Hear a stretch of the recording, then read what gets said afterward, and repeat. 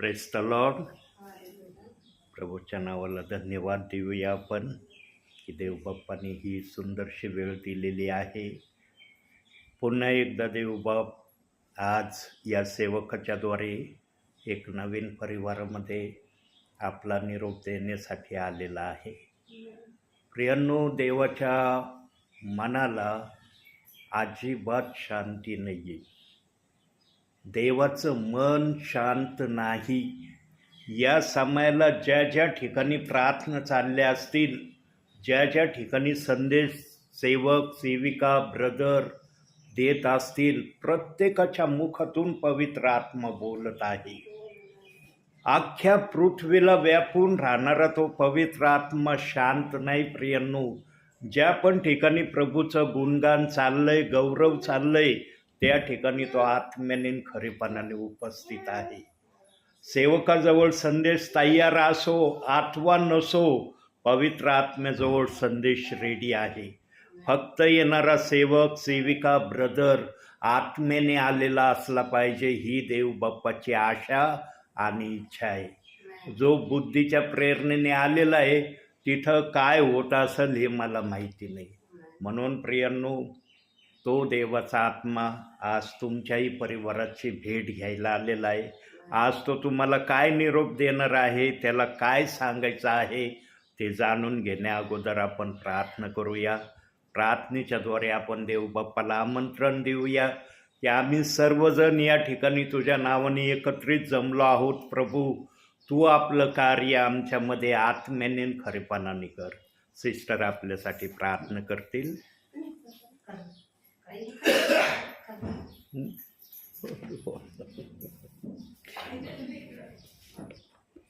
अगं बाई गीत ठेव. हां चला चला.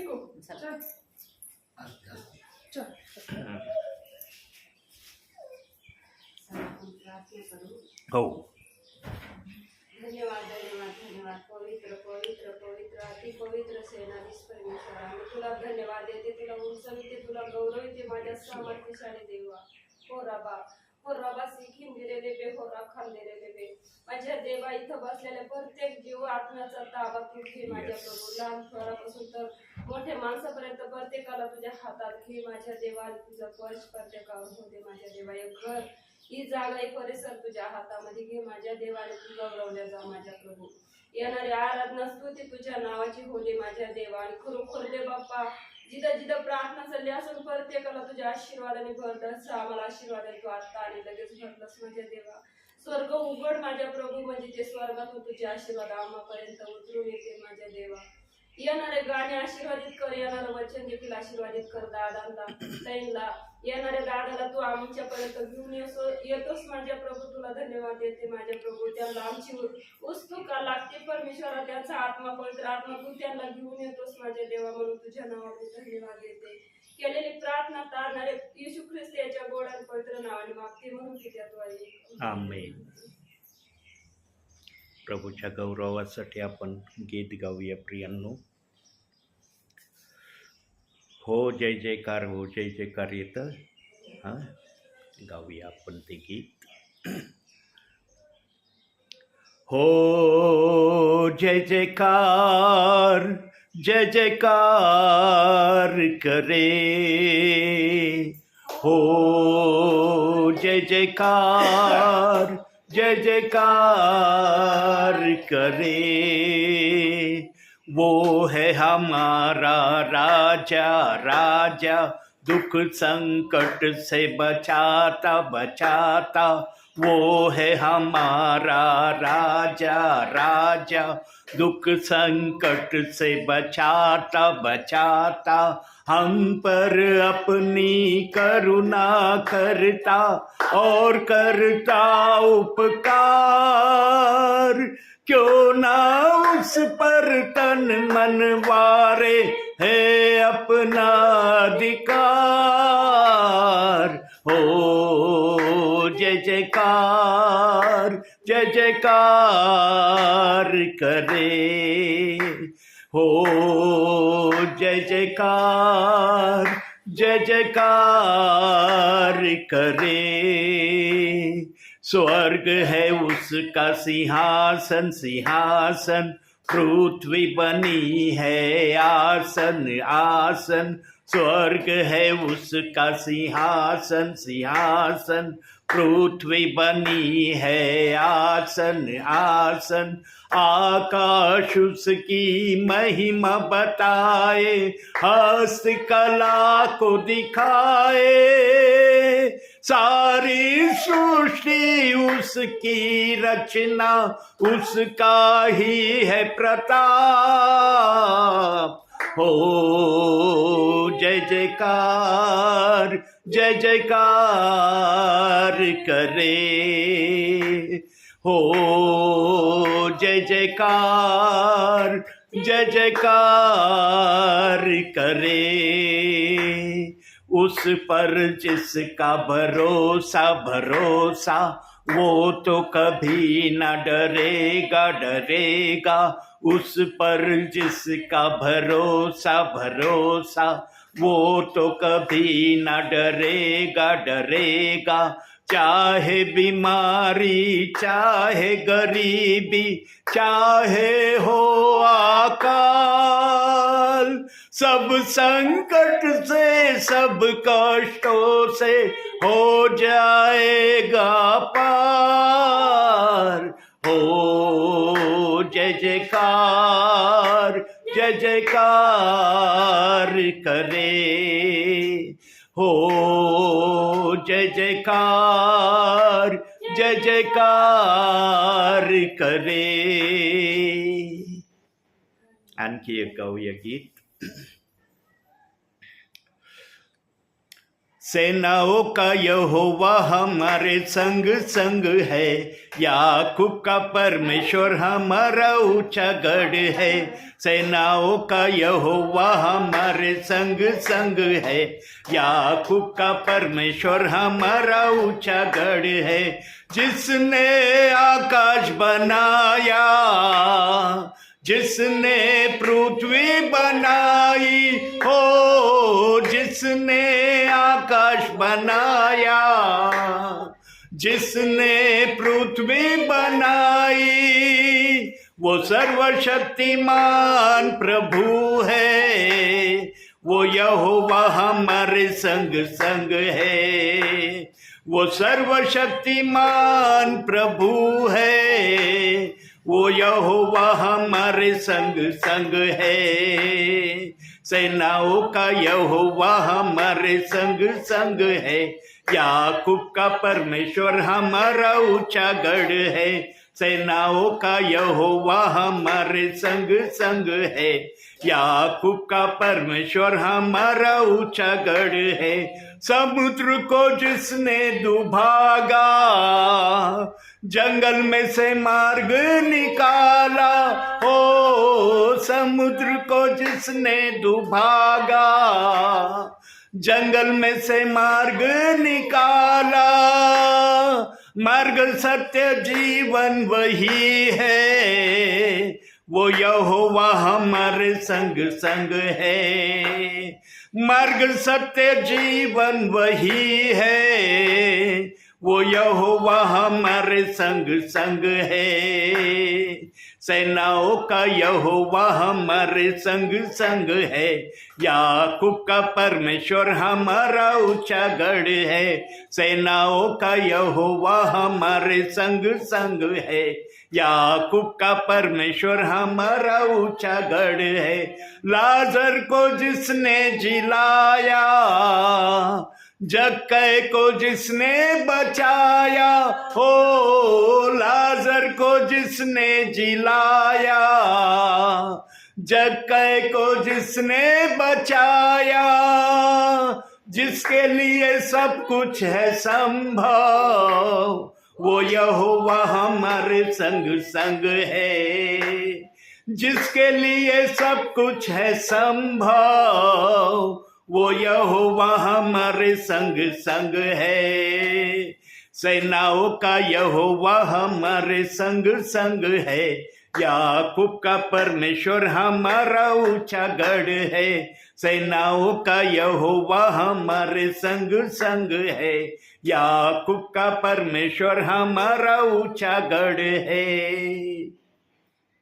होय, खरोखर तो जर आमच्याबरोबर आहे तर आम्हाला कशाची भीती नाही, कशाचं भय नाही, कशाची चिंता करायची गरज नाही, कोणत्या गोष्टीचा आम्हाला विचारही करायची गरज नाही. कारण तो म्हणतो, मी तुझ्याबरोबर आहे, तर सर्वात मोठं सामर्थ्य तुझ्यासोबत आहे. प्रियांनो, येशू ख्रिस्त आमच्यासाठी 2000 वर्षापूर्वी या जगात येऊन त्याने आम्हाला आमच्या पापाच्या दास्यातून बाहेर काढलेला आहे. आणि तोच येशू आज या ठिकाणी आत्म्याने आणि खरेपणाने तुमच्या आमच्यामध्ये आलेला आहे. म्हणून आज आपण वचनातून पाहूया, एक वचन काढूया आपण. स्तोत्रसंहिता 113 3रं वचन.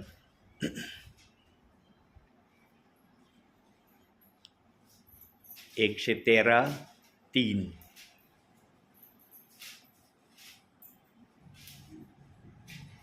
सूर्याच्या उगवतीपासून मावळतीपर्यंत परमेश्वराचे नाव स्तवनीय आहे. प्रियांनो, देव बाप्पाने अख्ख्या बायबलमध्ये आपल्या नावापेक्षा दुसऱ्या नावाला मोठं म्हटलेलं नाही.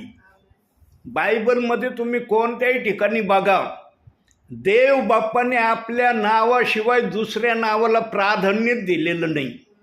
बाकी सर्व जणांना प्रभूचा आदर करण्याचा, विश्वास ठेवण्याचा, त्याप्रमाणे चालण्याचा, त्या प्रकारे वागण्याचा अधिकार दिलेला आहे. पण कोणालाही देवाने आपल्या समान अधिकार बायबलमध्ये दिलेला नाही.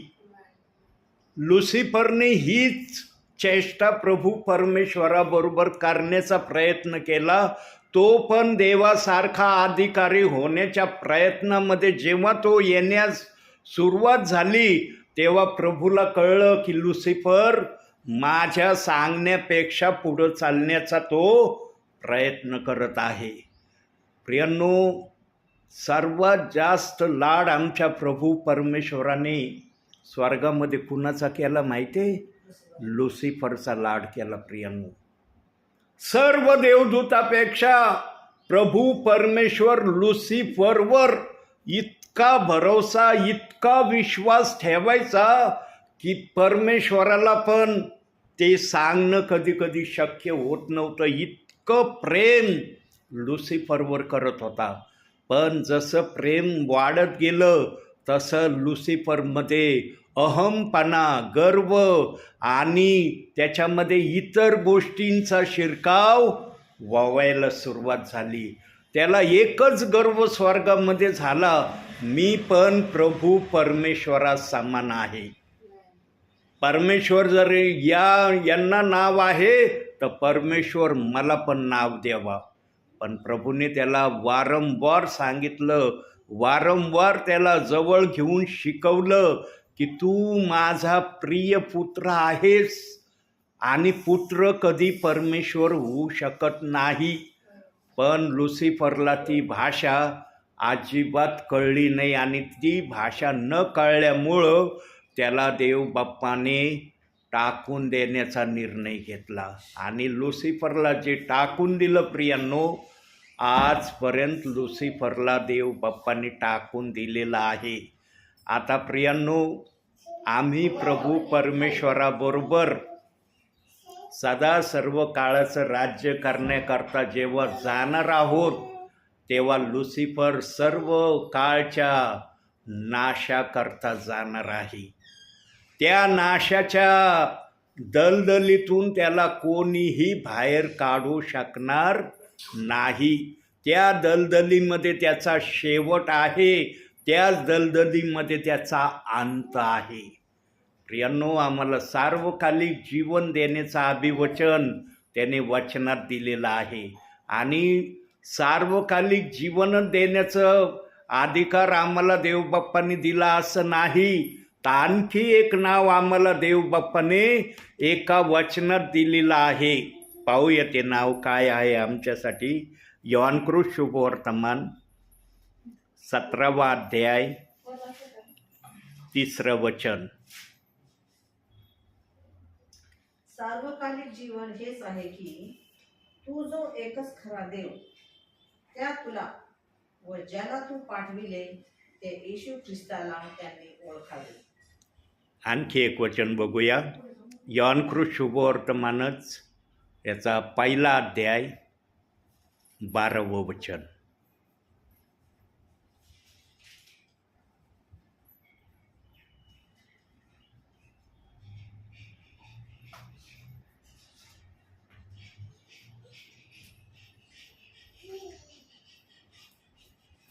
बारा 1:12.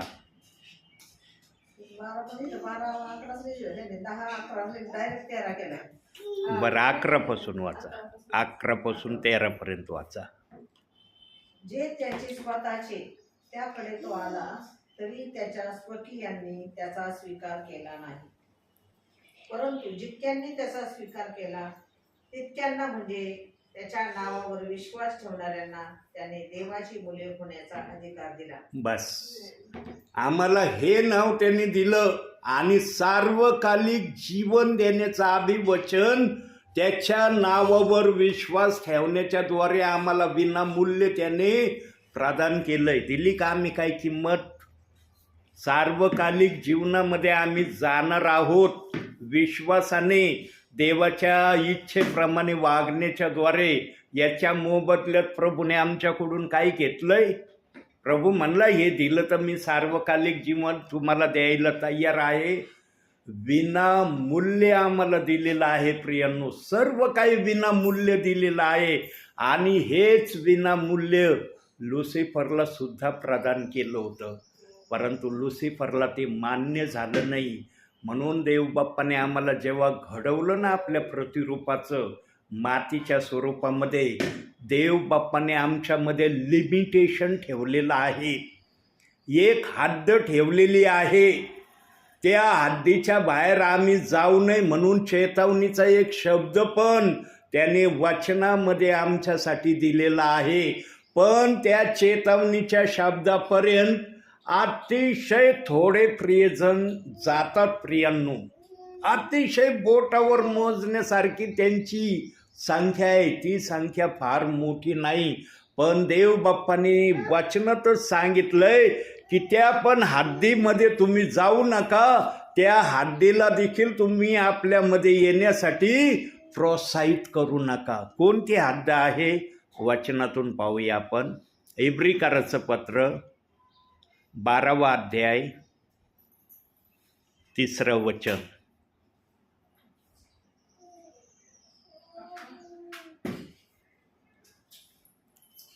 इब्रिकराचं पत्र 12वा अध्याय 3रं वचन.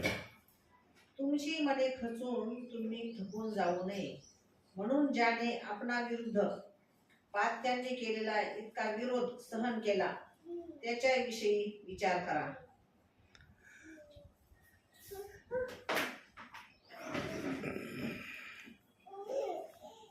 एक मिनिट. 13वा अध्याय काढा. 3रा अध्याय 12वं वचन. क्षमा करा. 3रा अध्याय 12वं वचन. इब्रिकराचं पत्र. शेवटपर्यंत विश्वासाची आवश्यकता. बंधुजन हो, जिवंत देवाला सोडून देणे इतके अविश्वासाचे दुष्ट मन तुम्हातील कोणाचेही असू नये म्हणून जपा. ही शेवटची हद्द देवबाप्पाने आमच्यासाठी ठेवलेली आहे. जेव्हा आमच्या शरीराची तो जडणघडण करत होता तेव्हा आमच्या शरीराला शेवटचा पॉइंट हा आमच्या शरीरामध्ये देवबाप्पाने ठेवला. आता तो कसा ठेवला असेल? देवबाप्पाने जर आमची जडणघडण केली, 1000 वर्ष जर देवबाप या मातीच्या शरीराला आकार देत होता, त्याचे अवयव बनवत होता, त्यामध्ये देवबाप्पाने याही वचनाची एक शेवटची हद्द आमच्यासाठी ठेवलेली आहे. या हद्दीच्या पुढं जो जाईल तो देवाच्या संपर्कातून बाहेर निघतो. त्याला देवाच्या संपर्कामध्ये येता येत नाही. म्हणून देवाने सांगितलं की तुम्हाला किती राग येऊ द्या, किती टेन्शन येऊ द्या, किती संसार प्रपंचामध्ये अडचणी येऊ द्या, कोणत्याही गोष्टी तुमच्या जीवनात येऊ द्या, पण तुम्ही मला सोडून देणे इतकं तुमचं दुष्ट मन कधी करू नका. पण काही प्रियजन आहेत प्रियांनो, मी माझ्या स्वतः अनुभवाने स्वतः पाहिलेत, डोळ्यांनी पाहिलेत, ज्यांनी मला प्रभूमध्ये आणलं तेच आज प्रभूमध्ये नाहीत.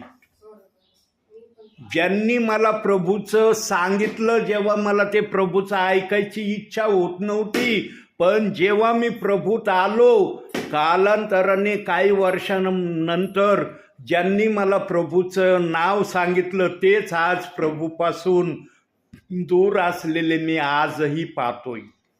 आणि मी त्यांना एकदा दोनदा बोललो, पण म्हणलं सिस्टर तुम्ही मला येशू ख्रिस्ताविषयी सांगायचे. मी लहान होतो तेव्हा शाळेला जायचो, तेव्हा 8वी 9वीला मी असायचो, तेव्हा मला काही एवढी समज नव्हती म्हणलं.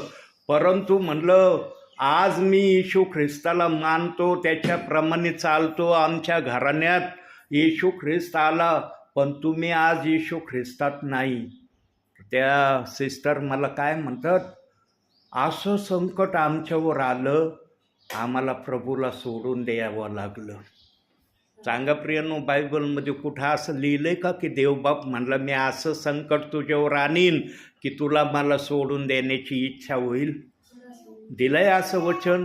प्रियांनो, प्रभूने आम्हाला काय सांगितलेलं आहे जरा वचनातून बघू आपण. याकोबाचं पत्र 1 अध्याय 12वं वचन बघा. प्रभूने आमचं सांत्वन असं केलेलं आहे. जो असं सांत्वन करतो तो कधी आमच्यावर भयंकर संकट आणीन का? उलट संकटातून काढतो. मला 8 वर्ष मनावर सोडलं, पण मी कधी परमेश्वराला सोडलं नाही. मला सगळे म्हणायचे काय देव देव करते, सोडून दे त्या देवाला. माझ्या देवाला मी सोडलं नाही. इब्री नंतर लगेच याकोब आहे सिस्टर. इब्रीकाराचं पत्र काढ होतं आणि त्याच्यानंतरच याकोब. 1 अध्याय 12वं वचन. जो माणूस परीक्षेत टिकतो तो धन्य, कारण आपणावर प्रीती करणाऱ्यांना प्रभूने देऊ केलेला जीवनाचा मुकुट परीक्षेत उतरल्यावर त्याला मिळेल. बघा, परीक्षा जर आमच्या जीवनात आल्या, विभिन्न तऱ्हेचे संकट आले, तर देवबाप म्हणतो तुम्ही जर त्याच्यामध्ये स्थिर राहिला, टिकला, तर तुम्हाला मी धन्य या शब्दाचा मुकुट घालून तुमचा सन्मान करील. जो देव आमच्यावर प्रीती करणारा आहे, तो देव आमच्यावर असे भयानक संकट येऊ देईन का की आम्ही त्याला सोडून देण्याप्रत आमच्या मनाची आम्ही तयारी करू? प्रियांनो, ज्यांना प्रभूमध्ये व्यवस्थित चालायची इच्छा नसते ना, तोच असा निर्णय घेऊ शकतो. ज्याला प्रभूमध्ये व्यवस्थित चालण्याची आशा आहे, इच्छा आहे, कोणतीही परिस्थिती माझ्यावर येऊ, मी त्या परिस्थितीला पाहून घाबरणार नाही, अशा स्वभावामध्ये जे आहेत ना, त्यांच्यामध्येच पवित्र आत्मा कार्य करतो. प्रियांनो, पवित्र आत्मा उठून सुटून कोणामध्ये पण जात नाही. पवित्र आत्मा पण तपासणी करतो, पारख करतो, कोणाच्या हृदयामध्ये माझ्यासाठी किती आदर सन्मान आहे. ज्या हृदयात आदर सन्मान त्याला दिसेल ना, त्या हृदयात पवित्र आत्मा यायला कदापि वेळ लावित नाही, उशीर करत नाही. मग त्या प्रियजनाचा बाप्तिस्मा झालेला असो अथवा नसो, परंतु पवित्र आत्मा त्यांच्यामध्ये आल्याशिवाय राहत नाही. प्रियांनो, भावी जीवनामध्ये आम्ही वाटचाल करत असताना नेहमी एक गोष्टीचं आम्ही लक्ष ठेवणं या जीवनामध्ये महत्त्वाचं आहे. आणि ते काय? आम्ही पवित्र शास्त्र कधीच वाचण्यापासून स्वतःला दूर ठेवू नये. जर आम्ही पवित्र शास्त्रापासून दूर राहिलो प्रियांनो, तर तो दुष्ट आमच्यावर कोणत्या मोहजाळ्याने, कोणत्या पद्धतीने आमच्यावर हल्ला करेल, आक्रमण करेल हे सांगता येणार नाही. आणि प्रत्येक वेळेला आमचा बचाव व्हावा म्हणून इस्रायलाचा रक्षक झोपत नाही. आणि तो इस्रायलाचा रक्षक आम्हाला दानियेलाची आठवण करून देतो की दानियल दिवसातून 3 वेळेस प्रार्थना करणारा होता. तुम्ही पण तुमचं भावी जीवन दिवसातून 3 वेळेस प्रार्थना करणारं जर ठेवलं तर तुमच्यावर कोणाचीही सत्ता चालणार नाही. आज किती जण प्रियांनो दिवसातून 3 वेळेस प्रार्थना करणारे आहेत? किती जणांना आदराने म्हणता येतं की मी दिवसातून 3 वेळेस दानिएलाप्रमाणे प्रार्थना करतो? प्रियांनो, प्रार्थना म्हणलं ना, काही विश्वासणाऱ्यांना पहिला प्रश्न पडतो की मी प्रार्थना किती वेळ करायची. यामुळं काही विश्वासणाऱ्यांना प्रार्थना करण्यापासून माघार घेण्याचा प्रयत्न करतात. प्रियांनो, प्रार्थना तुमच्या विश्वासाची असली पाहिजे. मग ती तुमची प्रार्थना 2 मिनिटाची जरी असली ना, ती प्रार्थना आहे. ती प्रार्थना 2 घंटेची असली तरी ती प्रार्थनाच आहे. काही जणांचा असा समज आहे, अरे जास्त वेळ जर आम्ही प्रभूमध्ये बसलो राहिलो तर प्रार्थना, आणि 2 मिनिटाची केली तर काय? 2 मिनिटाच्या याला काय म्हणतो देव बाप? ती प्रार्थना नाही म्हणत का? फक्त तुमचं मन आणि अंतःकरण प्रभूच्या इच्छेप्रमाणे समरूप झालेलं ज्या ठिकाणी दिसन ना, तिथं देवबाप तुमची भेट घेतल्याशिवाय राहत नाही. प्रियांनो, पवित्र आत्मा ज्यांच्यामध्ये आहे ना, त्यांना प्रार्थना करण्याची उत्सुकता आहे. ज्यांच्यामध्ये पवित्र आत्मा कार्य करतो त्यांना सेवेला जाण्याची उत्स्फूर्तता आहे. ते कधी आपल्या वयाकडे लक्ष देत नाही. म्हणून 92व्या स्तोत्रामध्ये देवबाप म्हणतो ते वृद्धपणातही फळ देत राहतात. प्रियांनो, देवाचा आशीर्वाद आमच्या बरोबर जर आहे ना, तर आमच्या बरोबर सर्व काही आहे. आमच्या बरोबर देवाचा आशीर्वाद नाही किंवा देवाची संगती आमच्यामध्ये नाही ना, आमच्या जवळ काहीच नाही प्रियांनो. म्हणून देवाने आम्हाला सांगून ठेवलंय, तू जगात काय आणलं नाही, जगातून तुला काही घेऊन जाता येणार नाही. पण जे मी तुला दिलंय ते जर तू आत्मसात करशील तर तुझा मार्ग सदैव मी सुखकर करीन. तुझ्या मार्गामध्ये मी आहे याचा अनुभव तुला देईन. आणि कोणत्याही संकटात जर तू सापडला तर त्या संकटातून तुला बाहेर काढण्याची मी तयारी दाखवीन. प्रियांनो, कधी संकट आले ना तर स्वतःच्या बळाने संकटातून बाहेर निघण्याचा प्रयत्न करू नका. म्हणून देवाने सांगितलं, तू आपला भार मजवर टाक आणि स्वस्थ राहा. प्रियांनो, आम्ही कधी कधी ना तो भार देवावर टाकीत नाही ज्या भाराची देवबाप आमच्याकडं वाट पाहतो. देवाने आम्हाला ना सोयीच्या टोका एवढं देखील भार उचलण्याची मान्यता दिलेली नाही. देवाने अजिबात या गोष्टीला आमच्यामध्ये राहण्याची परवानगी दिलेली नाही. पण आम्ही कधी कधी काही गोष्टी आमच्या बळाने, आमच्या शक्तीने किंवा आमच्या काही प्रयत्नाने करण्याची इच्छा आमच्या मनावर ठेवतो. म्हणून आम्हाला त्यातून कधी कधी बाहेर निघता येत नाही. प्रियांनो, आम्ही देवाच्या अधीन तेव्हा होऊ शकतो जेव्हा आम्ही देवा समान चालण्याची प्रक्रिया देवाला दाखवितो. अन्यथा आम्हाला देवा समान होता येत नाही. काही जण देवात राहून आपल्या इच्छेने सर्व काही करण्याच्या प्रक्रिया ते दाखवतात. म्हणून प्रियांनो, भावी जीवनामध्ये चालत असताना देव जर आमच्या नजरेसमोर आहे ना, तर समजून घ्यायचे माझ्या सगळ्या गोष्टीची जबाबदारी माझ्या प्रभूने माझी स्वीकारली. किती जणांना आज असं म्हणता येतं की माझी सगळी जबाबदारी माझ्या प्रभूने स्वीकारली.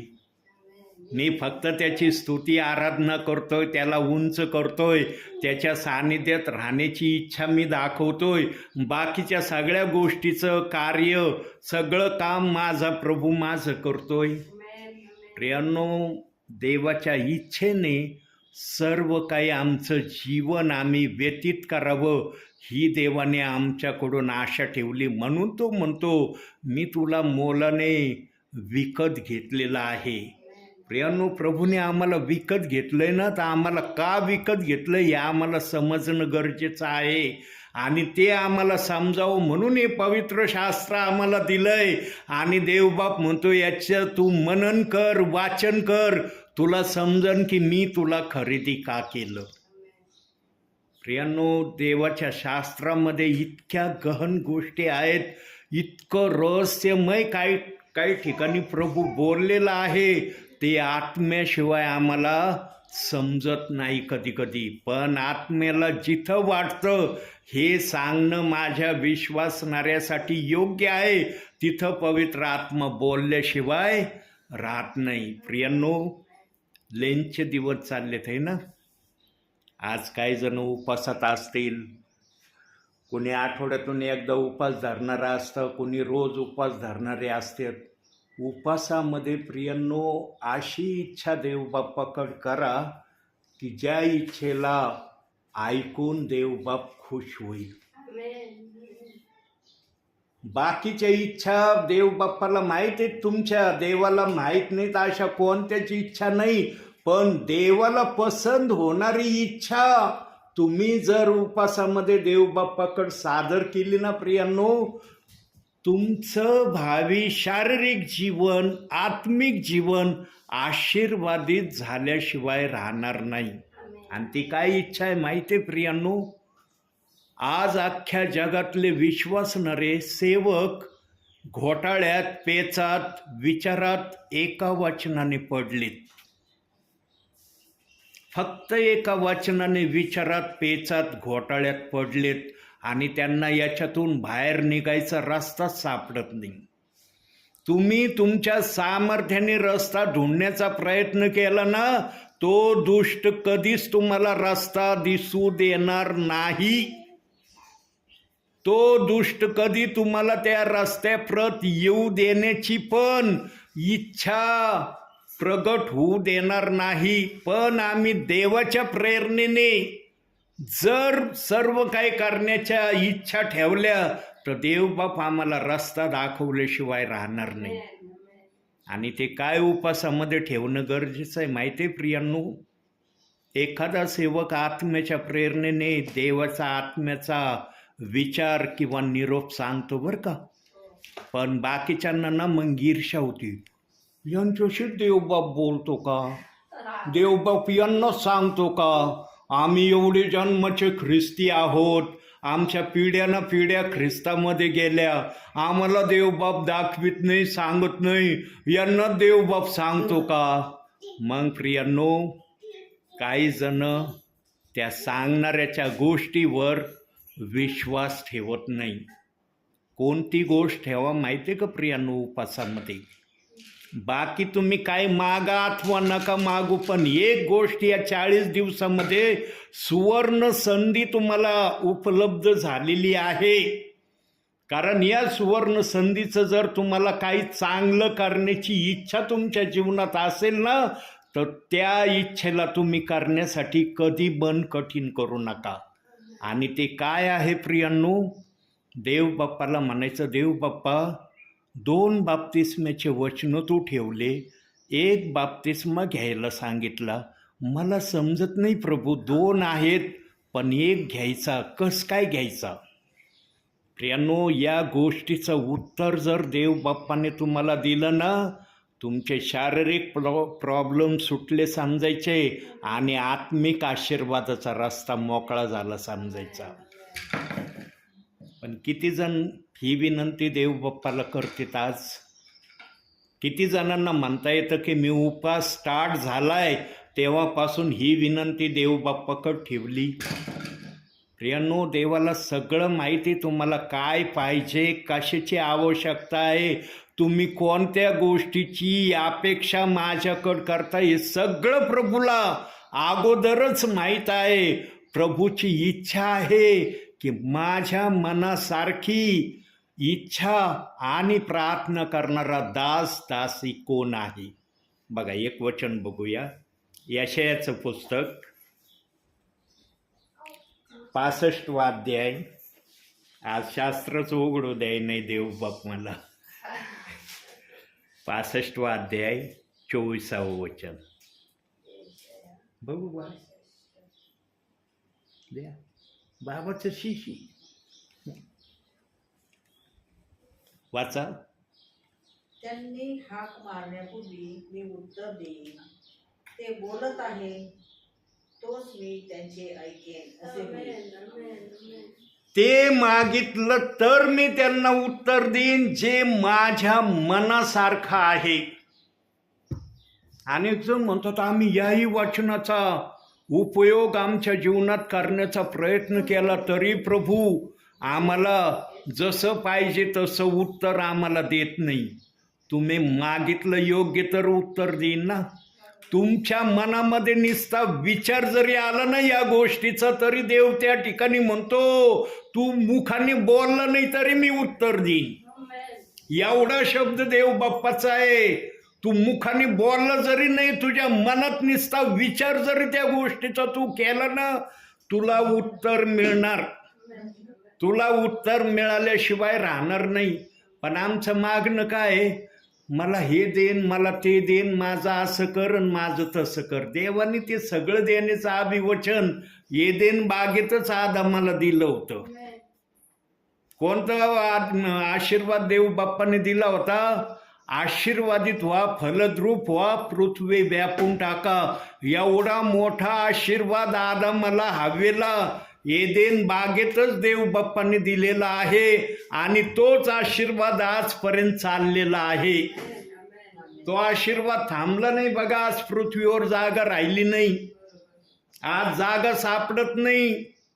आज कोणाला जर घर बांधायचं असलं तर त्याला जागेचा प्रश्न उपलब्ध व्हायला लागलाय. काही ठिकाणी अरे जागाच राहिली नाही, माझ्याजवळ पैसा भरपूर आहे पण जागा नसल्यामुळं मी घर कुठं बांधू. प्रियांनो, जो आशीर्वाद देवबाप्पांनी दिला, पृथ्वी जवळपास मनुष्याने आपल्या संततीने व्यापून टाकली आहे. आणि जेव्हा पृथ्वी व्यापून टाकली जाईल तेव्हा प्रभू येणार आहे असं वचन सांगतं. तेव्हा तो आपल्या प्रियजनांना आपल्या बरोबर ज्या ठिकाणी तो राहतो त्या ठिकाणी घेऊन जाणार आहे. प्रत्येकाच्या नावावर घर त्याने वरती रेडी केलं आहे. फक्त तुमचं जाणं होतंय का नाही. त्या नावाऐवजी दुसरं नाव देव बाप्पाला लिहावं लागतं की काय, याचा आम्ही विचार करणं गरजेचं आहे. कारण ज्याच्या नावावर जे घर बुक झालंय ना प्रियांनो, त्याने तसं वागणं गरजेचं आहे. तू म्हणता ना रे हे सेवक असं का बोलू राहिले. प्रियांनो, देवाजवळ हर गोष्टीचा उत्तर आहे. शब्दाने पण आहे, वचनाने पण आहे. माझ्याजवळ काही नाही, पण ज्या देवाची मी सेवा करतो त्याच्याजवळ सर्व काही आहे.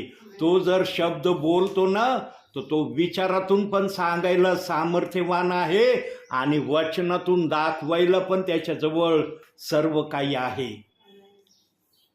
मिसर देशातून फारोच्या दास्यातून मोशेच्या नेतृत्वामधून किती लोक बाहेर निघले होते? मिसर देशातून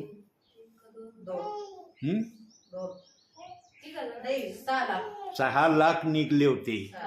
पण 6 लाख लोक जे मिसर देशातून बाहेर निघाले, गेले का 6 लाख लोक कनान देशामध्ये? का नाही गेले? देवाने तर त्यांना कनान देशामध्ये जाण्यासाठीच बाहेर काढलं होतं. फारोच्या दास्यातून, गुलामगिरीतून आणि मोशेच्या नेतृत्वामध्ये त्यांना घेऊन जाण्याची जबाबदारी मोशेवर ठेवली होती. तरी इस्रायली लोक कनान म्हटलेल्या देशात का नाही गेले? ऐकलं नाही त्यांनी प्रभू परमेश्वराचं. त्यांनी काय काय केलं तो भाग वेगळा आहे. त्यांनी फक्त देवाची आज्ञा मोडली. देव ज्या अनुशासनामध्ये घेऊन चालण्याची इच्छा त्यांच्याकडे करत होता त्या अनुशासनामध्ये ते चालले नाही. आणि त्या अनुशासनाला सांगण्यासाठी मोशेला देव बाप्पाने उभं केलं होतं. मोशेच्या द्वारे तो इस्रायली लोकांशी बोलायचा. मोशेला प्रभू सांगायचा हे सांग इस्रायली लोकांना, पण इस्रायली लोक ऐकण्याच्या तयारीत नाही. आजच्या समयात काय चाललंय? काय चाललंय आजच्या समयात? आजच्या समयातले विश्वासणारे देवाचे सेवक बायबलच्या वचनाला दोष लावायपासून स्वतःला आवरायची तयारी ठेवीनात. इतकं निर्भीडपणे प्रेषित 2:38 वचनाच्या विरोधात ते सेवा करणाऱ्या दासाला बोलतात, ओनली जीजस, खोटा संदेष्टा, नरकात जाणारा, हे शब्द बोलून इतरांचे मन ते आज खंडित करीत आहेत, विपरीत करत आहेत आणि त्या वचनाप्रमाणे न चालण्याच्या प्रक्रियेमध्ये विश्वासणाऱ्यांना सेवक घेऊन चाललेत. प्रियांनो, आज सेवकांना फार मजा वाटते बरं का, विश्वासणाऱ्यांना हे सांगायला की या सेवकाची प्रार्थना होऊ देऊ नका, तो ओनली जीजस आहे. पण न्यायाच्या दिवशी इतका भयानक न्याय त्यांची वाट आणि प्रतीक्षा करत आहे ना, त्याची जाणीव त्यांना नाही. प्रियांनो, त्यांना वाटतं की आम्हाला काय थोडंसं देवबाप्पांनी दिलंय, आम्हाला सगळं काय देवाचं प्राप्त झालंय. प्रियांनो, देव जितकं देईन ना आमच्या जीवनामध्ये ते आमच्यासाठी कमी आहे. एक वचन बघूया आपण या गोष्टीला पारखण्यासाठी. इर्मयाचं पुस्तक, इर्मया 12वा अध्याय 5वं वचन बघा बरं. इर्मया 12वा अध्याय 5वं वचन.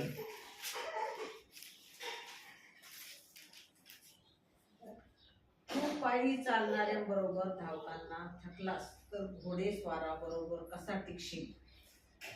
थोडंसं देव बाप्पांनी दिलंय तर त्यांना वाटतं मला सगळं मिळालंय, पण जर घोड्याबरोबर धावायचं असलं तर धावणं होईन का तुझं. म्हणून अर्ध्या आळकुंडात कधी पिवळं होऊ नये. प्रियांनो, देव जेवढं देतो ना ते आमच्या जीवनासाठी अपुरं आहे असं समजून चाला. ज्यांच्यामध्ये पवित्र आत्मा खरं कार्य करतो ना प्रियांनो, तो पवित्र आत्मा त्या विश्वासणाऱ्याला हे सांगायची इच्छा ठेवीन का, माझ्या वचनाला दोष लाव.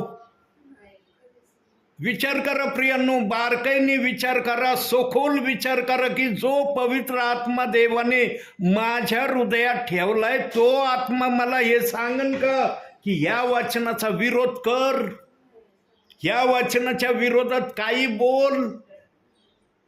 प्रियांनो, देवाने कोणतीच प्रथा त्या वचनाविषयी आणलेली नाही. आज तुम्ही जे पण शब्द ऐकतात, ज्या पण हालचाली तुमच्या समोर आहेत, त्या मनुष्याने आणलेल्या हालचाली आहेत, त्या देवाने आणलेल्या हालचाली नाही. आत्मा आत्म्याच्या विरोधात कधीच विरोधाची भाषा बोलणार नाही, कधीच बोलणार नाही. प्रियांनो, आत्म्याला ही प्रक्रिया कधीच मान्य होणार नाही. पण आज काही जण वचनाला खुलेआम इतरांसमोर जर निंदेने बोलत आहेत ना, आमचा प्रभू शांत राहण्याचं कारण काय माहिती का. एकच कारण आहे म्हणून प्रभू शांत आहे, न तर प्रभू एका सेकंदात काही पण करायला समर्थ आहे. त्याच्या अनमोल बहुमोल वचनाला जर कुणी दोष लावतंय ना, प्रभू शांत राहू शकत नाही. पण प्रभू का शांत आहे, कारण प्रभूला एवढं माहीत आहे यांचा समय चाललेला आहे, आमचा समय हा आहे. प्रियांनो, इथं आम्हाला चांगलं राहायचं का वाईटतेने प्रभूमध्ये चालायचं, हा अधिकार आमच्या बुद्धीवर, आमच्या मनावर देव बाप्पांनी ठेवलाय. आणि हाच अधिकार एदेन बागेत आदामाला पण होता. मनुष्याला फक्त एक अधिकार देव बाप्पांनी दिला, तर मनुष्याने तो एक अधिकार नीटनेटका वापरला नाही. देवाने जर सगळेच अधिकार दिले असते मनुष्याला, तर मनुष्याने काय केलं असतं एदेन बागेमध्ये, काय केलं असतं. देव जर म्हणला असतं सगळे अधिकार मी तुम्हाला देतो. प्रियांनो, देव बाप्पाने सोच समजून मनुष्याला एकच अधिकार दिला. त्याने लुसिफरच्या द्वारे नाराज झालेल्या प्रभूने ओळखलं होतं की मनुष्य मात्राला मी सगळे अधिकार देणार नाही. लुसिफरला सगळे अधिकार होते स्वर्गामध्ये, म्हणून त्यांनी दावा केला होता, मी पण तुझ्या समान परमेश्वर होण्यास योग्य आहे. आणि त्या पाठिंब्यासाठी त्याने करोडो देवदूतांना आपल्या बाजूने त्यांची मन वळवले होते. आणि म्हणाला होता, मी जर म्हणलं मी परमेश्वर होण्यास योग्य आहे का, सर्वांनी होय म्हणायचं. आणि करोडो देवदूत होते त्याच्या बाजूनी. त्याला वाटलं एवढे करोडो देवदूत माझ्या बाजूने आहे, परमेश्वर म्हणन, अरे तुला पण मी परमेश्वर करतो.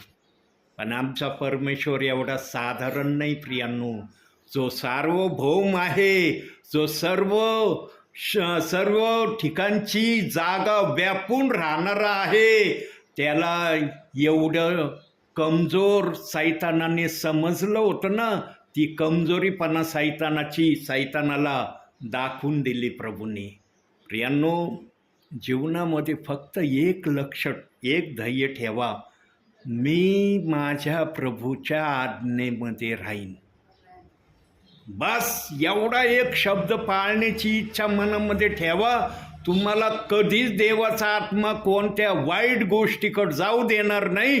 तुमच्या मुखातून काही वाईट निघणार नाही आणि तुमच्या जीवनामध्ये कुणी तुमचं वाईटही करणार नाही.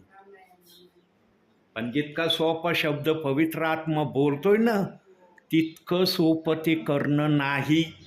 पण ते अवघड पण नाहीये. तुमच्या मनाची तयारी असली तर अवघड नाही. पण तुम्ही जर म्हटले ना, हे काय विचार करते ते काय विचार करते, मग ते तुमच्यासाठी अवघड बनू शकतं. आज विश्वासणाऱ्यांची त्रेधा का उडत आहे, आमचे ब्रदर काय म्हणते, आमचे संस्थेचे लीडर काय म्हणते, त्यांना त्यांचं भय जास्त आहे. पण ज्या देवाने त्यांना जगात पाठवलंय त्यांचं भय नाही की तो देव मला काय म्हणन. मी यांचं भय जास्त धरतोय, पण ज्याने मला जगात पाठवलंय तो माझ्याविषयी काय विचार करीन याचा विचार केला जात नाही. म्हणून राजरोसपणे आज पाळकाचं किंवा लीडरांचं, अहो आम्ही जर हे वचन स्वीकारलो, आमचे पाळक साहेब, आमचे मिनिस्ट्रीचे अधिकारी काय म्हणतील. आणि ज्या देवाने ते वचन बायबलमध्ये ठेवलंय त्याच्या सांगण्याप्रमाणे जर नाही ऐकलं तर तो तुमच्याविषयी काय म्हणन. आज हा विचार नाहीये. म्हणून देवबाप सांगत आहे, या लेनच्या दिवसामध्ये 2 बाप्तिस्म्याचे वचन प्रभू तू का ठेवले आणि 1 बाप्तिस्मा घेण्याची आम्हाला परवानगी का दिली, तो 1 बाप्तिस्मा कसा घ्यायचा तो आम्हाला सांग. 1 घ्यायला सांगितलंय, सगळ्यांनी 1 घेतलाय. मग ते 28-19चा बाप्तिस्मा झाल्यावर म्हणतात, बस देवाच्या सांगण्याप्रमाणे आम्ही 1 बाप्तिस्मा घेऊन मोकळं झालो, आता दुसरा घ्यायची गरज नाही आम्हाला. मग देवानी तो कशाला ठेवलाय बायबलमध्ये, देवानी कशाला ठेवलाय. वचन लिहिणाऱ्याच्या मनात जो विचार आहे ना, तो विचार समजून घेणं गरजेचं आहे. तुमच्या विचारानं चालणं योग्य नाही.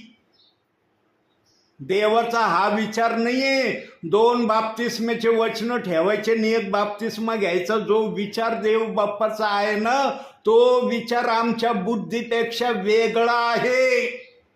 आणि जेव्हा तो वेगळा विचार आम्हाला समजेल ना, तेव्हा आम्ही मागील दिवसामध्ये त्या वचनाच्या विरोधात जे काही केलंय ना, त्याचा आम्हाला अनुताप होणारं हृदय देवबाप आमच्या समोर ठेवीन.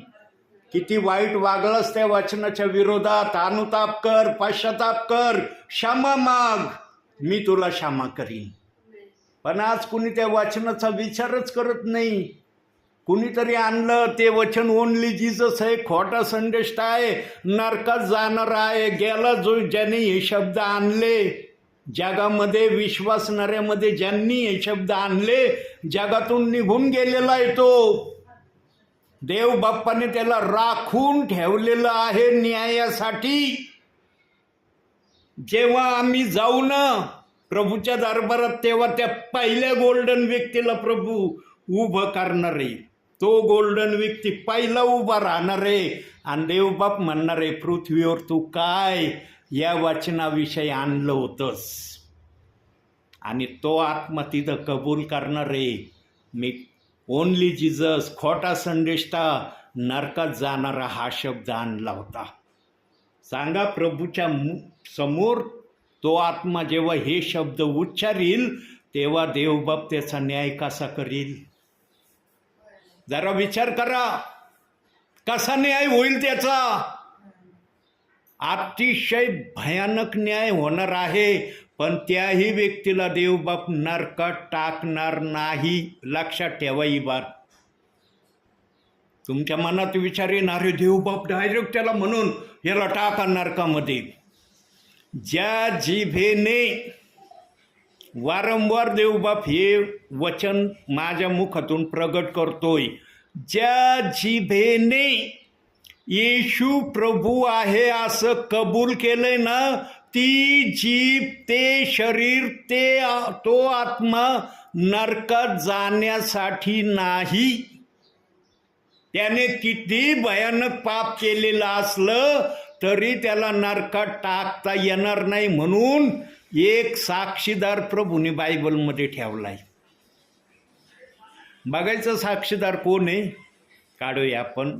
पहिले योहान, प्रगटीकरणाच्या अलीकड 1 योहान 2 अध्याय 1 आणि 2. बघा तो साक्षीदार काय म्हणतोय. 2 अध्याय 1 आणि 2. अहो माझ्या मुलांनो, तुम्ही पाप करू नये म्हणून हे मी तुम्हास लिहितो. जर कोणी पाप केले तर नीती संपन्न असा जो येशू ख्रिस्त तो पित्याजवळ आपला कायवारी आहे आणि तोच आपल्या पापाबद्दल प्रायश्चित आहे. केवळ आपल्याच पापाबद्दल नव्हे तर सर्व जगाच्याही पापाबद्दल आहे. आता सांगा, ज्यांनी प्रेषित 2:38 वचनाची खोटी अफवा जगात आणली, ओनली जीजस खोटा संदेष्टा नरकात जाणारा, वचनात सांगितलंय ना की जर कुणी पाप केलं, कुणी जर पाप करण्याच्या प्रक्रियेत गेला तर नीती संपन्न असा येशू ख्रिस्त आमच्यासाठी मध्यस्थी आहे. तो पित्याला विनंती करेन याचे पाप क्षमा कर.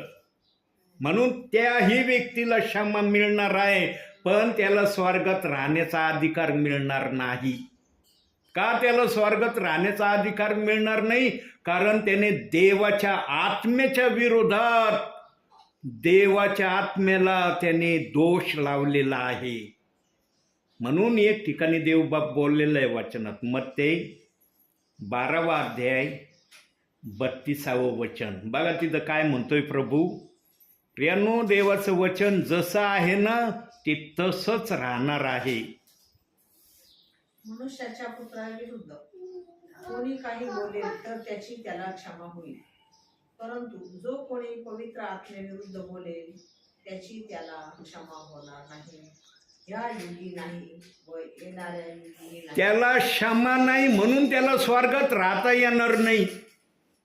पण काही जण हे वचन वाचलं ना लगेच म्हणतो त्याला या योगी क्षमा नाही, येणाऱ्या योगी क्षमा नाही, म्हणजे तो नरकात जाणार आहे. तिथं लिहिलंय का नरकात जाण्याचा शब्द?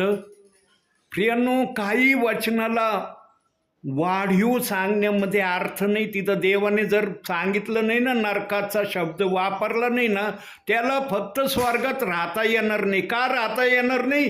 कारण त्याने पवित्र आत्म्याविरुद्ध शब्द बोललाय. पुत्राविरुद्ध बोलला असता तर क्षमा भेटली असती. पण ज्या पवित्र आत्म्याने, आम्ही म्हणतो ना उत्पत्तीच्या पहिल्या वचनापासून प्रगटीकरणाच्या शेवटच्या वचनापर्यंत आत्म्याने हे वचन लिहिलंय, त्या आत्म्याविरुद्ध त्यांनी दुर्भाषण केलं. म्हणून आत्मा त्याला स्वर्गामध्ये ठेवण्याच्या प्रक्रियेत नाही. तो कधीच स्वर्गामध्ये राहू शकत नाही, पण तो नरकात पण जाऊ शकत नाही. ज्यांना ज्यांना प्रभूने आपल्या राज्यात स्वीकारले ना प्रियांनो, त्यातल्या एकालाही प्रभूचा आत्मा नरकात टाकण्याच्या प्रक्रियेत नाही. आज तुम्ही जो काही नरकाचा शब्द जिथं कुठं ऐकता ना कोणाच्या मुखातून, तो शब्द त्यांच्यासाठी नाही. आज जरासं कोणी पाप करायला लागलं, सेवकाच्या विरोधात वागायला लागलं, लगेच सेवक म्हणतो नरकात चालले बरं का ये. असं नाही प्रियांनो, देव असा नाही आमचा. जो मंद क्रोध आहे, दयाळू आहे, कनवळू आहे, त्याने आपले दयाळूपण, ममताळूपण, काळवळूपण नरकात टाकण्यासाठी दाखवलेलं नाही, नरकापासून आमची सुटका करण्यासाठी दाखवलंय. आम्हाला वचन समजणं आत्म्यापासून असलं पाहिजे. आमच्या बुद्धीने तर आम्ही काही सांगू. म्हणून बुद्धीचा संदेश काय असतो, आत्म्याचा संदेश काय असतो हे ऐकण्यावरून विश्वासणाऱ्याला कळतं. आत्मा कधीही कोणाला नरकामध्ये टाकण्याची तयारी दाखवित नाही. म्हणून एक वचन बघू आता, शेवटचं वचन, यहुदाचं पत्र प्रगटीकरणाच्या अलीकडं. यहुदाचं पत्र 4थं वचन वाचा. प्रगटीकरणाच्या अलीकडं अध्यायाने एकच अध्याय, हे 4थं वचन वाचा. कारण दंडासाठी पूर्वीच नेमलेली कित्येक माणसे चोरून आत शिरली आहेत. ती अभक्तीने वागणारी माणसे आपल्या देवाच्या कृपेचा विपर्यास करून तिला कामातूनपणाचे स्वरूप आणतात आणि आपला एकच स्वामी व प्रभू येशू ख्रिस्त ह्याला ते नाकारतात. जे अशा प्रक्रियेतले होते ना ते निघून गेलेत, ते नाही थांबले प्रभू समोर. जे आज प्रभू समोर थांबलेत ना, पण प्रभूच्या सांगण्याप्रमाणे जे चलत नाहीत ना, ते कधी निवडलेले होऊ शकत नाही. प्रभूच्या सांगण्याप्रमाणे जे प्रभूच्या सांगण्याप्रमाणे करतात ना, तेच निवडलेले. म्हणून बोलवलेले, निवडलेले हा शब्द जर बायबलमध्ये ठेवलाय ना, तर आम्हाला ते आत्मा समजावून सांगतो, जो प्रभूचा ऐकतो तो निवडलेला आहे. जो प्रभूच्या कोणत्या शब्दाला, कोणत्या वचनाला दोष लावतो, तो कस काय निवडलेला होऊ शकेल? त्याला कस काय अधिकार मिळेल की मी निवडलेला आहे म्हणून? वचनाला दोष लावून तू निवडलेला जर होत आहेस, तर मग निवडलेला कसा असणार? प्रियांनो, देवाच्या पट्टीमध्ये ना निवडलेला तो आहे जो देवाच्या कोणत्या शब्दाला दोष लावित नाही. आणि देवाने सांगितलं याला दोष लावू नको, तसं वचन बायबलमध्ये ठेवलंय. दोष लावून तुम्ही स्वतःला निवडलेले म्हणतात. आज दोष लावून वचनाला खुलेआम काही प्रकारे बोलून म्हणतात मी निवडलेला आहे. देव म्हणन का तुम्हाला निवडलेला? म्हणून वचन आमच्या ताईंनी वाचलं, मनुष्याच्या पुत्राविरुद्ध जर कोणी काय बोलेल तर त्याची त्याला क्षमा होईल. पवित्र आत्मेविरुद्ध जो दुर्भाषण करील त्याची त्याला क्षमा होणार नाही. या युगी नाही, येणाऱ्या युगी पण नाही. पण ह्या युगी क्षमा नाही, येणाऱ्या युगी क्षमा नाही.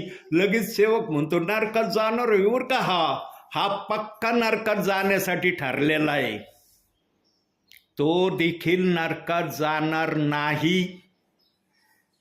ज्या जिभेने येशू प्रभू आहे असं कबूल केलंय, त्या प्रत्येक शरीराला, आत्म्याला देवाने नरकापासून कायमचं सोडवलंय. नरक फक्त एक जणासाठी प्रभूने बनवला, फक्त एकासाठी नरक बनवलाय देव बाप्पाने. विश्वासणाऱ्यांना कस काय नरकात जाऊ देईन हो? श्रीमंत व्यक्ती आणि लाजार, भिकारी लाजार होता ना श्रीमंत व्यक्तीच्या इथं. लाजार प्रभूला भिवून वागणारा होता, पण श्रीमंत व्यक्ती देवाला भिवून वागणारा नव्हता. कधीच त्याला देवाचं भय नव्हतं. त्याला वाटायची माझी श्रीमंती, माझा ऐशो आराम आणि माझं हे सर्व काही, हेच माझं अस्तित्व आहे. पण मरणानंतर काय पलट होती. जो पृथ्वीवर दरिद्री होता तो अब्रामाच्या उराशी जाऊन बसतो, पण जो आमिर होता तो अग्नीमध्ये उभा असलेला तो स्वतःला पाहतो. आणि मग त्या अग्नीतून त्याला आठवण होती, अरे पृथ्वीवर माझे 5 भाऊ आहेत, त्यांनी या ठिकाणी येऊ नये म्हणून तो अब्रामाला विनंती करतो. माझे भाऊ पृथ्वीवर आहेत, अब्रामा माझ्या बापा इथून कोणाला पाठव त्यांच्याकडं संदेश सांगायला. मग अब्राम पण म्हणतो पृथ्वीवर सेवक संदेश ते आहेत ना, त्यांचं ऐकावं त्यांनी. तो म्हणतो छे माझे भाऊ त्यांचं बिलकुल ऐकणार नाही, आमचे भाऊ त्यांना जुमानणार पण नाही. मग अब्राम म्हणतो ते जर पृथ्वीवरच्या सेवक संदेश त्यांना जर काही किंमत देत नाही, इथून जर कोणाला पाठवलं तर ते त्याचा आदर करतील कस काय. प्रियांनो, इथं जे काही सेवकाचे अंतिम समयामध्ये, ध्यान देऊन ऐका एवढा शब्द, अंतिम समयामध्ये जे कोणी सेवकाचं ऐकतील त्याप्रमाणे वचनाप्रमाणे करतील. सेवक पण वचनाप्रमाणे बोलणारा असला पाहिजे, वचनाप्रमाणे विचार सांगणारा जर असेल त्याची शंका न धरता तुम्ही करा. देवाचा आत्मा सेवकाला कधीच हे सांगायची परवानगी देणार नाही, तू वचनाला दोष लावण्याचं माझ्या विश्वासणाऱ्यांना सांग. जे सेवक आज वचनाविषयी विश्वासणाऱ्यांना खुलेआम सांगतात, ऑनलाईनवर सांगतात, चर्चमध्ये सांगतात, हाऊस प्रेयरमध्ये सांगतात, देव बाप्पाच्या आत्म्याने दिली का मान्यता सेवकाला असं बोलण्याची? म्हणून देव बाप्पाने सांगून ठेवलंय, अंतिम समयामध्ये जो वचनाप्रमाणे आचरण करणारा सेवक आहे तोच माझा निरोपे आहे. जो आत्म्याप्रमाणे सेवा करणारा नाही तो माझा निरोप्या नाही. म्हणून मत्ते 7 अध्याय 21 ते 23 वचनात देव बाप्पाने त्या अशा सेवा करणाऱ्यांसाठी ते वचन ठेवलंय. आणि ते ओरडणार आहेत न्यायाच्या दिवसात, प्रभू तुझ्या नावाने किती संदेश दिले, भूत काढले, चिन्ह चमत्कार केले, मत कृत्य केले, एवढी सेवा आम्ही जन्मभर केली, तरी तू आम्हाला म्हणतो सावा अनाचार करणाऱ्यांनो माझ्या पुढून निघून जा. कस काय म्हणतो प्रभू आम्हाला? त्यावेळेस प्रभू त्यांना आठवण करून देईन.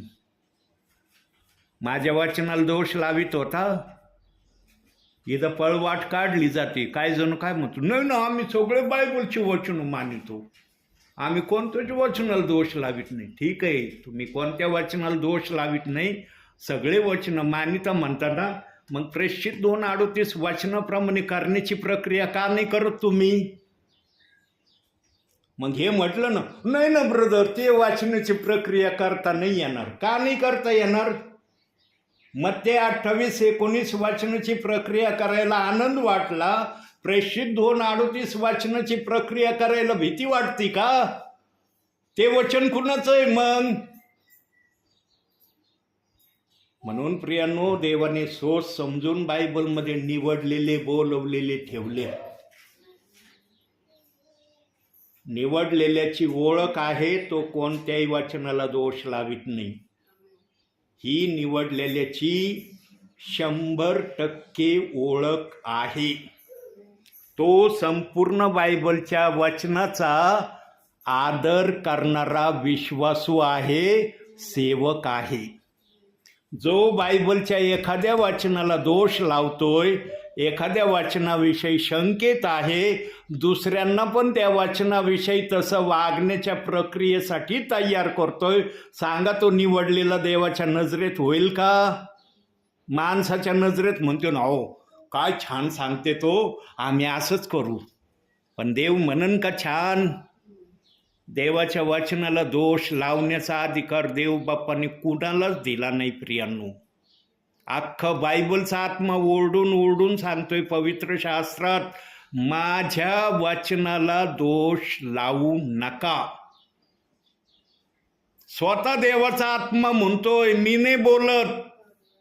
बायबलमध्ये देवाचा आत्मा स्वतः बोललाय की माझ्या वचनाला तुम्ही दोष लावू नका. आणि मत्ते 5:18 देवबाप बोलतोय, ह्या बायबलमधून काना मात्रा मी स्वतः ऊन काढणार नाही, तर बायबलच्या वाचनाला दोष लावण्याची प्रक्रिया मी मनात ठेवीन का? देवाने काना मात्र बायबलमधून न काढण्याचं आश्वासन दिले पवित्र आत्म्याने. पण आजच्या आम्ही प्रभूवर विश्वास ठेवणारे सेवक, विश्वासणारे खुलेआम बायबलच्या वाचनाला दोष लावित फिरत आहोत. इतरांना पण दोष लावायसाठी तयार करत आहोत. म्हणता येईल का देवाला हे निवडलेले आहेत? म्हणून देवबाप म्हणला बोलवलेले पुष्कळ आहेत. देवाच्या बोलण्यामध्ये अर्थ असतो प्रियांनो. आणि देवाचा आत्मा जेव्हा बोलतो ना, बदामासारखं फोडून सांगतो तो की बोलवलेले पुष्कळ कस काय आहेत, निवडलेले थोडेच का आहेत. निवडलेल्यांचा न्याय सुद्धा होणार नाही असं बायबलमध्ये ठाम वचन दिलंय. निवडलेल्यांचा न्याय नाही, न्याय बोलवलेल्यांचा आहे. जे देवाच्या नजरेत दोषी ठरलेत ना, त्यांचा न्याय होणार आहे. जे देवाच्या नजरेत दोषी ठरले नाही, देव त्यांचा कसा न्याय करीन? आता दुसऱ्या भाषेत सांगतो, एक विचार आहे.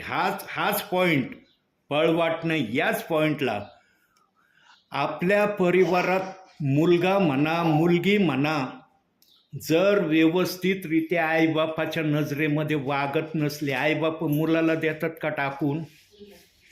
ते म्हणतात का मी तुला जन्म दिला, मला फार पस्तावा झालाय, अनुताप झाला, मी कशाला तुला जन्म दिला? म्हणतात का आपल्या जन्मदात्या मुलाला किंवा मुलीला?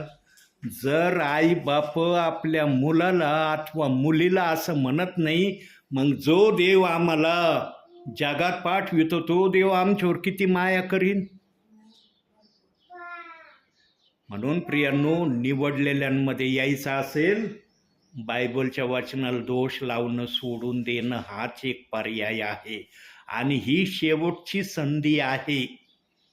याच्यानंतर संधी नाही. तुम्ही जर म्हणले ना स्वर्गात गेल्यावर आम्ही देव बाप्पाला समोर पाहून म्हणू मी आता तुझ्या वाचनाला दोष लावित नाही, देवबाप म्हणशीन इथं बोलून काय उपयोग नाही. पृथ्वीवर का नाही म्हणला? माझा सेवक माझ्या आत्म्याने बोलत होता तेव्हा का नाही मनात हा विचार केला? तेव्हा का भीती वाटत होती का? आता मला पाहिल्यावर सगळं करण्याची तयारी तुझ्यात आली. पृथ्वीवर माझा दास माझ्या आत्म्यातून बोलत होता तेव्हा तयारी का नाही आली तुझ्यात? तेव्हा वाचन देवाच्या दासाच्या संदेशाला दोष लावणं पसंत पडलं तुला, आता का पडू नाही राहिलं? म्हणून सावधान व्हा. वचनाप्रमाणे चालण्यासाठी तयार राहा. या लेनच्या दिवसामध्ये खरे आशीर्वाद ते देवाकडून घ्या जे आशीर्वाद देव देण्याची इच्छा ठेवतो. हे देन ते दे हे मागत बसू नका. वर्षानुवर्ष मागत राहिलात तुम्ही. असं काही मागा देवाला की देव प्रसन्न झाला पाहिजे तुमच्या मागणीने आणि त्याने तुम्हाला शारीरिक आशीर्वादाने तृप्त केलं पाहिजे. मला 7 दिवसाचं टार्गेट एका भावाविषयी देवबाप्पांनी काल दाखवलंय. मला देवबाप्पांनी दाखवलं. मला देवबाप्पा ते टार्गेट तू पूर्णच कर. तुझ्या हातातही ते आमच्याजवळ काही नाही, आम्ही फक्त मागणारे. पण ज्याने भले कृत्य केलेत ना त्यांच्या कृत्याचं तरी स्मरण कर की किती आत्म्याने खरेपणाने त्यांनी कृत्य तुझ्यासमोर केलेत. 7 दिवसाचं देवबाप्पाने काल मला दाखवलंय आणि माझा देव मला जे दाखवतो ना ते करतो. माझा अनुभव आहे. फार कमी वेळेत झालंय असं की जे दाखवलं ते झालं नाही. त्याची संख्या फार कमी आहे. कारण या गोष्टी ज्या देवबाप्पांनी काल मला दाखवल्या त्या 100% होणार असा मी विश्वास धरलाय. कारण आम्ही त्या विश्वासाप्रत 100मध्ये 1% का होईना देवासमोर तशी कृती केली. म्हणून आम्हाला अधिकार आहे की देवाने जे दाखवले ते देवबाप करणार आहे. आम्ही शंका नाही धरत, अरे तू तर दाखवलं देवबाप्पा, खरंच करशील का? खरंच करायची आशा आहे का तुला? तुझ्या खरंच मनात आलंय का? देवाला सवाल जवाब चलत नाही. देवाला फक्त मी जे बोलतो तो विश्वास धर. म्हणून येशू काय म्हणायचा, बरं होणाऱ्या व्यक्तीला, काय तू विश्वास ठेवतोस का मी तुला बरं करू शकतो? जेव्हा आजारी व्यक्ती म्हणायचा ना, होय मी विश्वास ठेवतो तू मला बरं करू शकतो, तेव्हा येशू कधी कधी म्हणायचा, जा तुझ्या विश्वासाने तुला बरं केलं. कधी कधी कृतीने तो त्याला बरं करायचा. आमचा विश्वास मजबूत असणं हे देव बाप्पाला सांगणं आहे. आणि ज्याचा विश्वास मजबूत आहे तो कधीच बायबलला दोष लावणार नाही. त्याचा विश्वास कधीच या प्रक्रियेमध्ये त्याला जाऊ देणार नाही की देवाच्या आत्म्याने लिहिलेल्या शब्दाला तू दोष लाव. म्हणून देवबाप म्हणला, बोलवलेले पुष्कळ आहेत, निवडलेले थोडे आहेत. तुम्ही कुठं आहात हे देवबाप्पाला विचारा. देवबाप्पा मी कुठं आहे? बोलवलेल्यांमध्ये आहे का निवडलेल्यांमध्ये आहे? जर निवडलेल्यांमध्ये आहे तर माझ्यामध्ये ते निवडलेल्यांचे गुण मला दाखव. मी उपासात आहे. जर मला निवडलेल्याचे गुण तू दाखवित नाही तर माझ्या तोंडाच्या वाफेने मी निवडलेला आहे म्हणण्यामध्ये काही एक अर्थ नाही. आज अनेक जण याच अर्थाने प्रभूमध्ये चाललेत. सेवकही चाललेत आणि विश्वासणारे चाललेत. निवडलेला तुम्हाला ना प्रभूने म्हटलं पाहिजे. तुम्ही आपल्या तोंडाने नका म्हणू मी निवडलेला आहे. काय पुरावा आहे तुमच्याजवळ निवडलेला आहात तुम्ही? कोणते पुराव्याने म्हणता तुम्ही मी निवडलेला आहे? वचनाला दोष लावून निवडलेला म्हणतात तुम्ही. वचनाला दोष लावून निवडलेला म्हणतात. मान्य करीन का देव? देव म्हणणारे पहिला दोषी तू माझ्या वचनाला दोष लावून तुला मी कस काय निवडलेला म्हणू? म्हणून ते म्हणणारे संदेश दिले, चिन्ह चमत्कार केले, प्रभू मला स्वर्गात घे. प्रभू म्हणून वचनाला दोष लावलं, थांब बाहेर. हा आहे देवाचा ठाम शब्द. वचनाला दोष लावण्याच्या प्रक्रियेतून सर्वांनी बाहेर निघलंच पाहिजे. ही देवाची इच्छा आहे. ही माझी इच्छा नाही आहे. स्वर्गात मी नाही नेणार तुम्हाला, देव नेणार आहे. ज्या देवाने स्वर्ग बनवलाय, ज्या स्वर्गामध्ये देव राहतो, ज्या स्वर्गातल्या देवाने हे वचन आम्हाला दिलंय, त्या देवाच्या सांगण्याप्रमाणे आम्ही केलं तर आम्ही स्वर्गात जाणार आहे. त्याच्या सांगण्याप्रमाणे नाही केलं, आम्हाला काही एक अधिकार नाही, आम्ही स्वर्गात जाणार आहोत म्हणून म्हणण्याचा. तुम्ही तोंडाने किती म्हणले मी स्वर्गात जाणार आहे, तिथं गेल्यावर देव म्हणशील वचनाप्रमाणे आचरण केलं नाही, कस काय स्वर्गात घेऊ तुला मी? कोणते गुण तुझे आठवू मी? तू तर माझ्या वचनाला दोष देणार आहेस. माझं येणं झालं तरी तू वचनाला दोष लावण्यापासून स्वतःला आवरलं नाही, म्हणतो मी निवडलेलं आहे. कसं वाटतं प्रियांनो? प्रभूच्या आत्म्यामध्ये बोललं ना पवित्र आत्मा, तेव्हाच लक्षात येतं, अरे वचनाला दोष लावल्यावर आम्ही निवडलेले होऊ शकत नाही. कधी देवाचा आत्मा देवाच्या उपस्थितीमध्ये तुम्हाला हे शब्द मनामध्ये येऊ देणार नाही, तू निवडलेला आहे म्हणून. पण निवडलेला होण्याची संधी आहे.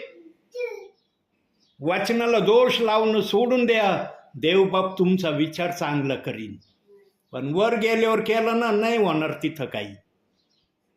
काय इतक्या दुरून आलोय मी, पाहिलं ना किती दुरून आलोय तुमच्या घरापर्यंत. का आलो? मला माझ्या घरात बसता येत नव्हतं, माझ्या घरात मला बायबल वाचन करता येत नव्हतं, मननामध्ये मला जाता येत नव्हतं.